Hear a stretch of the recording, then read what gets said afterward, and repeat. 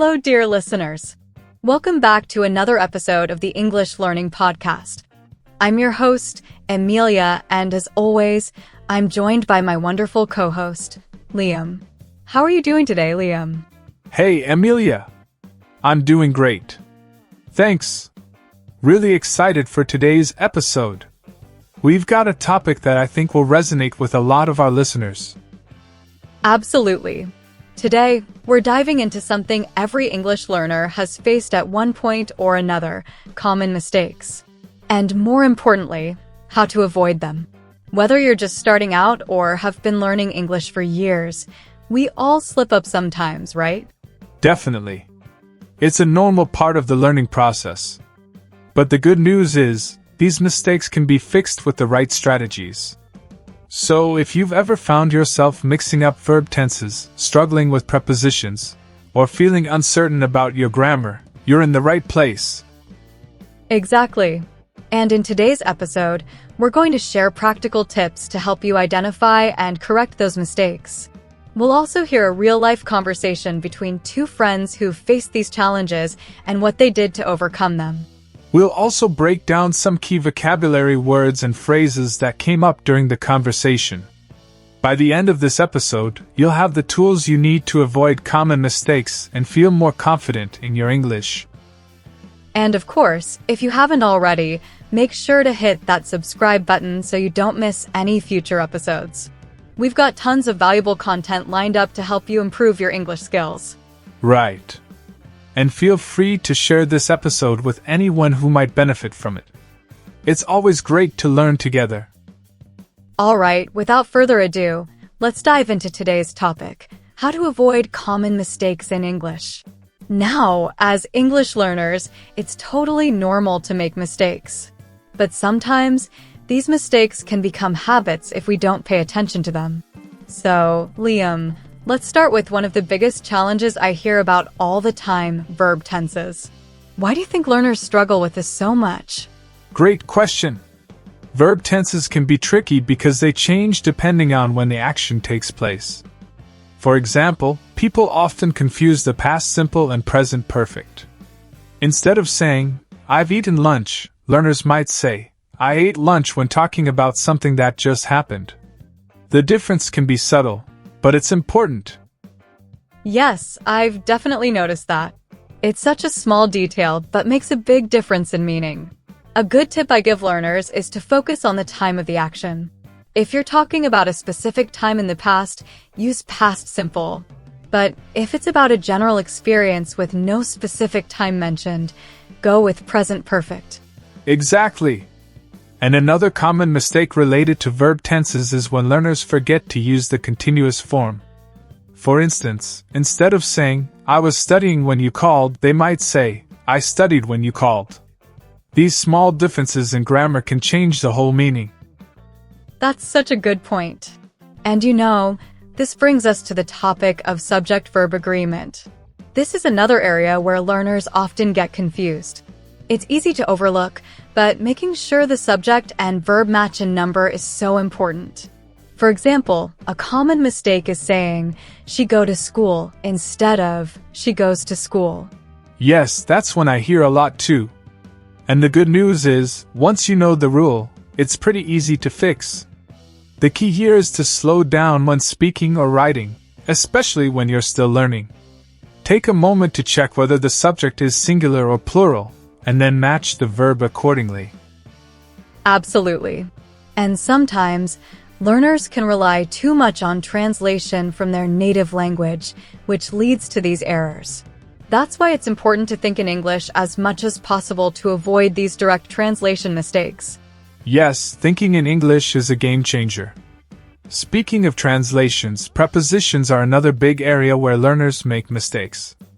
Words like in, on, and at are often confusing because, in other languages, the prepositions might be used differently. Have you noticed that, Emilia? Oh, for sure. Prepositions can be really confusing. One common mistake is using in instead of on when talking about days. For example, learners might say, "I will meet you on Monday," when the correct sentence is, "I will meet you on Monday." It's such a small word, but it changes everything. Exactly. And one way to avoid preposition mistakes is to memorize common phrases or collocations. For instance, you say in the morning, at night, and on Monday. It's a bit of practice, but once you get the hang of it, it becomes second nature. Great advice. Another thing I want to touch on is overusing certain words, like very. Instead of saying very good or very interesting, learners should try using more specific vocabulary, like excellent or fascinating. It not only sounds better, but also helps expand your vocabulary. That's a fantastic point. By using stronger words, learners can avoid repetition and express themselves more clearly. It also adds variety to their language, which is always a good thing. Absolutely. And speaking of variety, another common mistake is not using enough linking words or transitions. These words like however, therefore, and in addition are super important for connecting ideas and making your speech or writing sound more natural. Yes, without them, sentences can feel choppy or disconnected. So, adding linking words can really improve fluency. And it's something learners can practice by writing essays or even journaling in English. Great idea. And one more thing, learners often get frustrated when they make the same mistakes over and over. But I always tell them mistakes are part of the process. What really matters is paying attention to them, getting feedback, and correcting them. That's how we improve. Totally agree. No one speaks perfectly all the time, not even native speakers. The important thing is to learn from your mistakes and keep practicing. Whether it's verb tenses, prepositions, or vocabulary, each mistake is just a step closer to mastering English. Exactly. So, to sum up this segment, if you want to avoid common mistakes in English, focus on practicing the basics, like verb tenses and subject-verb agreement. Don't rush, take your time to think in English, and use the right prepositions. And don't be afraid to ask for feedback and correct yourself. The more aware you are of your mistakes, the better you'll get. Well said, Emilia. Remember, learning a language is a journey, and mistakes are just part of the learning process.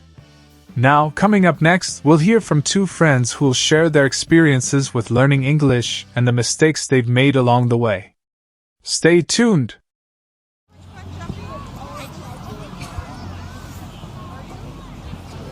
Hey Robin, how's it going? I heard you've been working really hard on improving your English lately. How's that been? Yeah, I've been trying. But honestly, it's been a bit of a challenge. I keep making the same mistakes over and over, and it's so frustrating. Oh, I totally get that. I used to make a lot of mistakes too, especially with verb tenses. I'd say things like, I am going to the store yesterday, when I really meant I went to the store yesterday. It was so confusing at first. Exactly. That's one of my biggest problems too. I'm always mixing up tenses. Like just the other day, I was talking to a colleague and I said, I have seen that movie last week. But later I realized I should have said, I saw that movie last week. Ugh, it's embarrassing. Yeah, but don't feel too bad about it. That's a really common mistake. I struggled with the present perfect and past simple for the longest time too. What helped me was focusing on the time of the action. If you know when something happened, it's usually the past simple like I saw. But if the time isn't important or it's more about your experience, that's when you use the present perfect like I have seen. That makes sense. I just need to slow down and think before I speak. But I also have trouble with prepositions. For example, I never know whether to say in or on when talking about days. Like, do I say on Sunday or in Sunday? I always get it wrong. Oh, that one used to trip me up too. The rule is pretty simple though. You use on with days like on Sunday, and in with longer periods of time like in January or in 2024. Once I started memorizing a few common phrases, it became a lot easier. That's a good idea. I think I need to memorize those kinds of phrases. But, honestly, sometimes I feel like I'm translating directly from my native language, and that just leads to more mistakes. Yeah, I've been there too. Translation is tricky because some things just don't translate the same way. What helped me was trying to think in English instead of translating everything. It takes practice, but after a while it starts to feel more natural. I've heard that tip before. I guess I just need to push myself more to actually use English every day. But there's another thing that really bugs me. Subject-verb agreement. I always forget to add the s in the third-person singular. Like, I'll say, she walked to school, instead of, she walks to school. It's such a basic mistake, but I keep doing it. Oh, gets everyone. Such a small thing, but it makes a big difference. I used to forget it all the time, especially when I was speaking quickly. Now, I try to remind myself to slow down when I talk and mentally check for things like that. It's all about building that habit. I think that's what I need to do. Just slow down. I always feel like I have to speak quickly to sound more fluent, but then I end up making more mistakes. Exactly. It's better to be slow and correct than fast and full of errors. Fluency comes with time. You don't have to rush it. And speaking of mistakes, have you ever noticed how we overuse words like very? I used to say things like very good or very interesting all the time, but now I try to use stronger words like excellent or fascinating. It makes a big difference. Oh yes. I'm guilty of that too. I say very all the time. I think using more advanced vocabulary would help me sound more natural, but I just haven't built that habit yet. Well, don't worry. This takes time. I found that reading more in English really helped me expand my vocabulary. You come across different ways to express the same idea, and eventually you start using those words in your own conversations. That's a great tip. I should definitely read more. Actually, I've been trying to practice with short stories and articles, but it's still hard to remember everything when I'm speaking. Yeah, it's definitely a process. But the more you expose yourself to English, the more natural it will feel. And remember, making mistakes is totally normal. The important thing is that you're learning from them. Thanks, Sophie.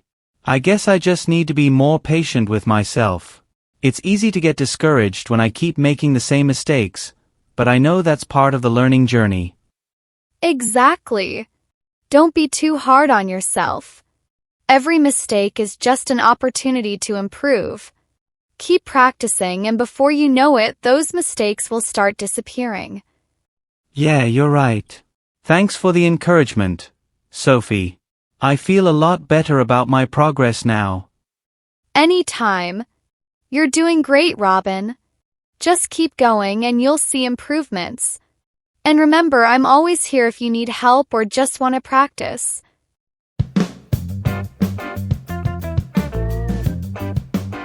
Welcome back, everyone. In this segment, we're going to break down the conversation between Sophie and Robin.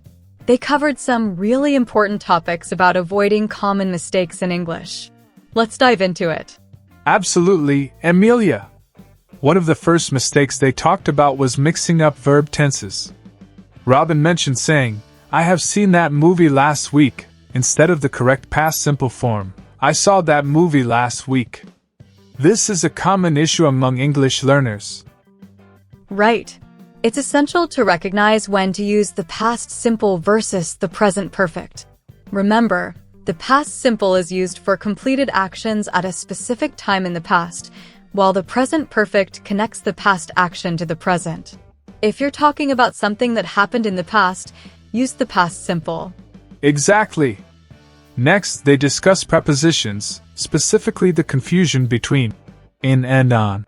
Robin was unsure about saying on Sunday versus in Sunday. The rule is straightforward. Use on for days and in for longer time frames. So we say on Monday or in March. Great point, Liam. It's also important for learners to practice these little details since they can change the meaning of a sentence. Now, let's move on to another significant point they touched upon: direct translation from one's native language. Yes. This can lead to awkward phrases in English. Robin admitted to translating directly, which can cause errors. Sophie suggested thinking in English instead of translating, which is a fantastic tip.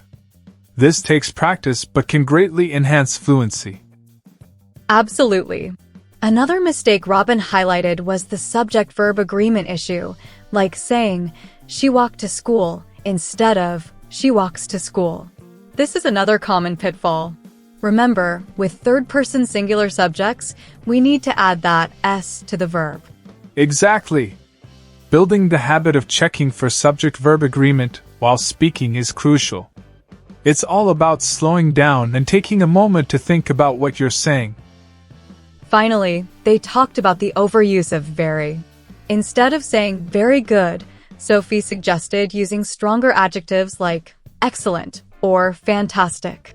This not only improves vocabulary, but also makes speech sound more natural. That's a great takeaway. Expanding vocabulary is essential for sounding more fluent. Reading and practicing will help learners discover new words and phrases. Plus, as Sophie mentioned, making mistakes is part of the learning process. Exactly. Each mistake is a learning opportunity. The key takeaway from this conversation is to be patient and practice regularly. Remember, everyone makes mistakes, and it's all part of becoming a better English speaker. Well said, Emilia. Alright, that wraps up our breakdown of the conversation. Up next, we'll dive into our vocabulary breakdown, highlighting 5 key words and phrases from the discussion. Stay tuned!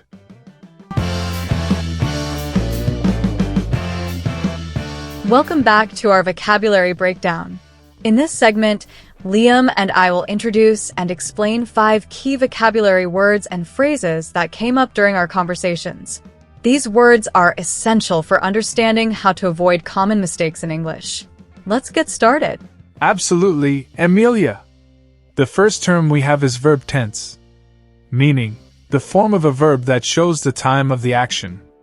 Example, she was running when I called her. In this sentence, was running is in the past continuous tense, indicating that the action was ongoing in the past. Great example. Now, the second term is subject-verb agreement, meaning the rule that the subject and verb in a sentence must match in number. Example, he runs every morning versus they run every morning. Here, runs is used with the singular subject, he, and run is used with the plural subject, they. It's important to ensure that your subjects and verbs agree to avoid common mistakes. Exactly. Now let's move on to our third vocabulary word, prepositions. Meaning, words that show the relationship between a noun and another word in the sentence. Example, I am sitting on the chair. In this example, on is the preposition that tells us the relationship between sitting and chair. Prepositions are crucial for indicating time, place, and direction. Very important point, Liam. Our fourth term is feedback, meaning information given to someone about their performance or understanding. Example, I received helpful feedback on my English assignment. Feedback is essential for improvement and helps learners identify their strengths and areas for growth. And last but not least, we have the word confidence, meaning a feeling of self-assurance arising from one's abilities. Example, practicing speaking regularly helped boost my confidence in English. Building confidence is key for language learners, as it encourages them to practice and communicate without fear of making mistakes. Absolutely. So, to recap, we've discussed verb tense, subject-verb agreement, prepositions, feedback, and confidence. Understanding these terms will help our listeners avoid common mistakes and enhance their English communication skills. That's right. Knowing the meanings and proper usage of these words is essential for effective communication. And that brings us to the end of today's episode. As we wrap up today's episode on how to avoid common mistakes in English, let's take a moment to recap the main points we discussed. Absolutely, Emilia. We started off by highlighting some of the common mistakes learners often make, such as confusing verb tenses, struggling with subject-verb agreement, and misusing prepositions. These are all critical areas to focus on. Right. We also talked about the importance of feedback in the learning process. Getting constructive feedback can help you identify errors and improve your skills. Remember, it's all part of the journey. Exactly. We emphasize that building confidence is essential. The more you practice speaking, the more confident you'll become. It's important to embrace mistakes as opportunities for growth. Definitely. Each mistake teaches you something new. As Sophie and Robin discussed, thinking in English instead of translating can significantly help with fluency and reducing errors. Well said. Before we sign off, we'd like to encourage our listeners to take action. If you found today's episode helpful, please subscribe to our channel, share it with your friends, and leave us a review. Your feedback helps us improve and reach more English learners. Absolutely. Also, check out the description below for useful resources and links that can aid in your English learning journey.